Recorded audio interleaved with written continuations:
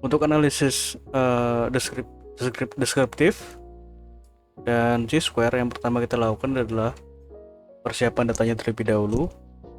Nah, nanti bisa dibuka file yang ini ya, client data dan hasil deskriptif. Nah, ini kita buka. Ya, seperti ini ya. Jadi nanti yang digunakan itu adalah data edit yang ini, di set data edit ini. Nah, ini ada dua tabel. Yang pertama ini adalah tabel yang satu, ini adalah tabel dari tabulasi data yang gabungan ya. Nah, tadinya kan ada dua file, nah ini digabung menjadi satu file. Nah, ini adalah tabulasi datanya. Dan ini adalah data yang sudah diedit ya. Nah, kemudian di sini, nah data ini lalu kita codingkan, kita buat codingnya. Nah, untuk codingnya itu nanti di sini, di sebelah sini ya, di tabel sebelahnya ini. Nah, ini adalah untuk codingnya, seperti itu ya. Nah, di sini untuk cara codingnya, nanti ini sudah ada rumusnya ya, tinggal diikuti saja seperti itu. Dan untuk di sini juga sudah ada rumusnya. Nah, seperti ini ya, tinggal diikuti saja.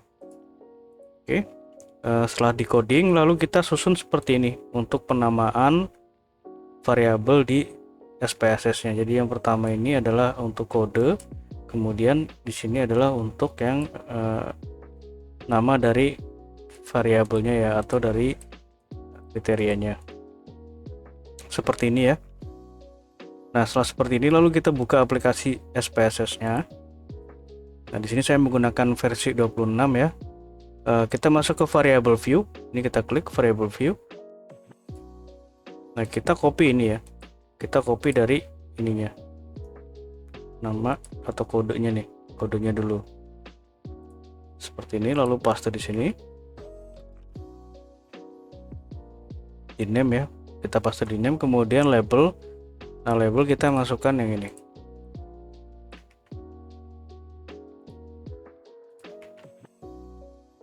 Seperti ini ya.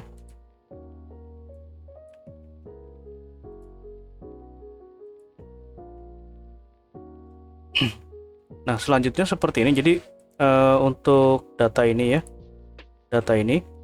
Jadi di sini kan ada yang berbentuk teks seperti ini, dan ada yang berbentuk angka.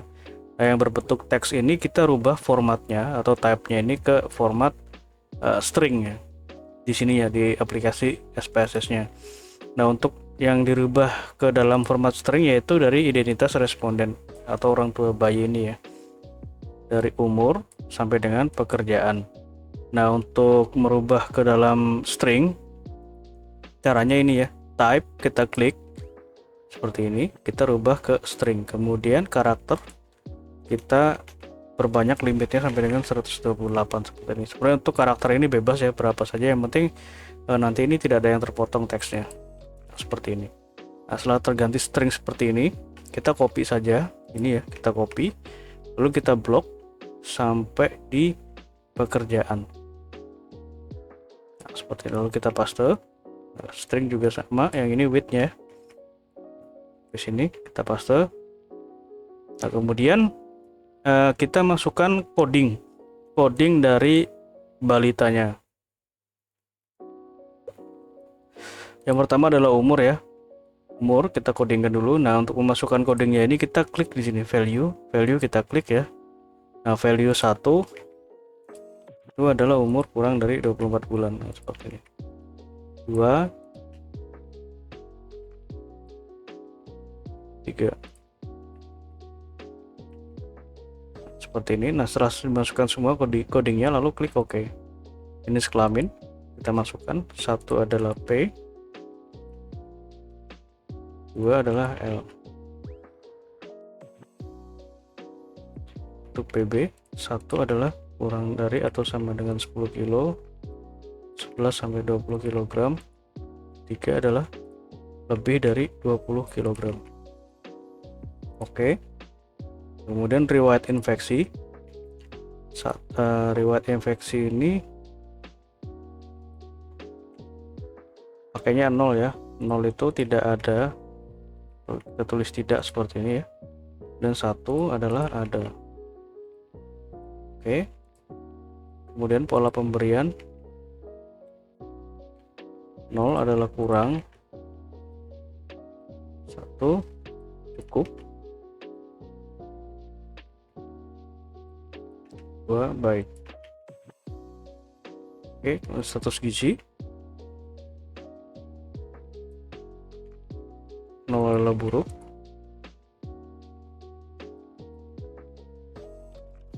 1 kurang, 2 baik, 3 lebih. Nah, oke. Nah, setelah dimasukkan seperti ini ya codingnya, lalu kita tinggal copy saja data ini. Jadi yang di copy itu adalah data yang di sebelah sini ya. Nah, yang sebelah sini, jangan yang di sini. Sebelah sini yang kita copy.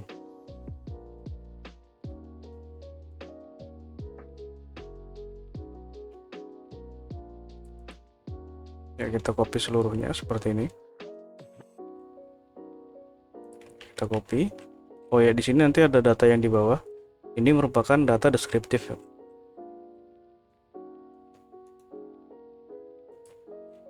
Nah, di copy seperti ini, lalu ke sini ya, data view, kita pastekan di sini.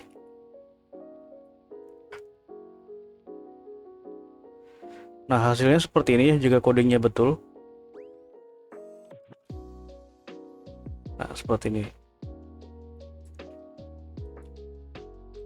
Nah, selanjutnya setelah datanya dimasukkan ke dalam aplikasi SPSS, yang pertama kita lakukan adalah analisis deskriptif terlebih dahulu.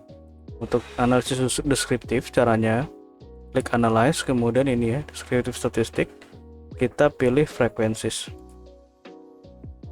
Nah, kita masukkan seperti ini ya, jadi dari umur orang tua sampai dengan baby balita kita masukkan dulu seperti ini. Kemudian riwayat infeksi sampai dengan status gizi kita blok seperti ini, kita masukkan. Kemudian yang terakhir adalah ini ya, jawaban dari kuesioner responden ini. Kita blok, kita masukkan seperti ini. Jadi sebenarnya untuk urutan ini bebas ya. Cuma disusun seperti ini supaya nanti pada proses interpretasinya itu lebih mudah. Nah, setelah seperti ini lalu kita klik OK.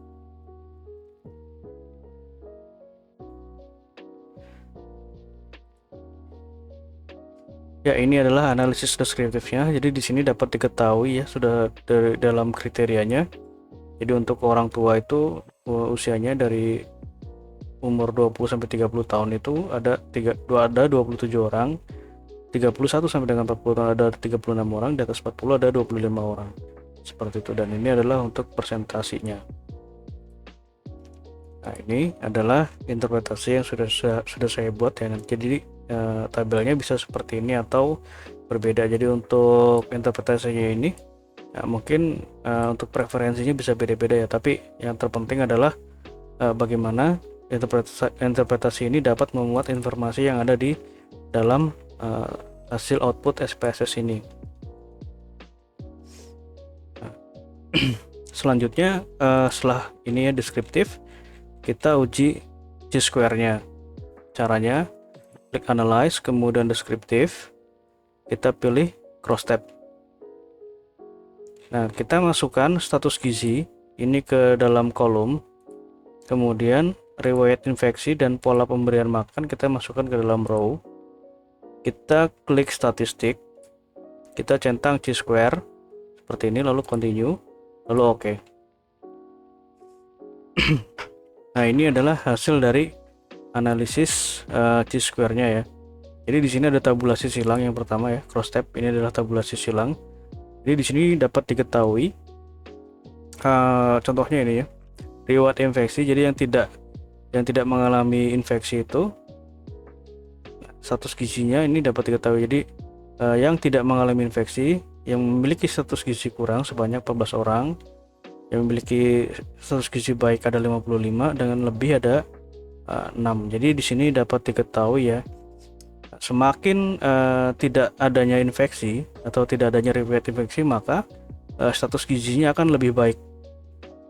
Nah, seperti dapat kita ketahui ini nilai yang tidak ini lebih besar jika dibandingkan dengan nilai yang ada ya. Nah, jadi seperti itu. Jadi yang tidak ada infeksi maka status gizinya akan lebih baik. Nah, pernyataan tersebut kita lihat signifikasinya ya. Nah, ini. Jadi yang digunakan ini percentage square asymptotic significant to site. Nah, ini kita lihat yang ini ya. Nah, nilainya adalah 0,019. Nah, ini lebih kecil dari 0,5 maka terdapat perbedaan yang signifikan ya, seperti tadi perbedaan yang saya jelaskan tadi ya. Jadi jika riwayat infeksinya tidak ada maka status gizinya akan lebih baik. Seperti itu. Nah, kemudian selanjutnya adalah yang pola pemberian makan. Di sini dapat kita ketahui ya. Jadi pola pemberian makan yang kurang, cukup, dan baik. Nah, ini kebalikan dari yang pertama. Jadi untuk yang C-score yang kedua ini adalah untuk pola pemberian makannya ya. Semakin baik pola pemberian makan, ya, maka akan semakin baik juga status gizinya. Nah, dilihat dari nilai ini ya. Seperti itu. Jadi kurang itu seperti ini, cukup, dan baik. Nah, kita lihat di sini. Nah, kemudian pernyataan tersebut dilihat juga nilai signifikasinya. Ini ya. Dan nilainya adalah 0,028 atau lebih kecil dari 0,05, maka di sini terdapat hubungan yang signifikan atau perbedaan yang signifikan dari perbedaan pola pemberian makan terhadap status gizi. Ya, seperti itu untuk analisisnya. Jika nanti ada yang kurang jelas bisa ditanyakan. Terima kasih.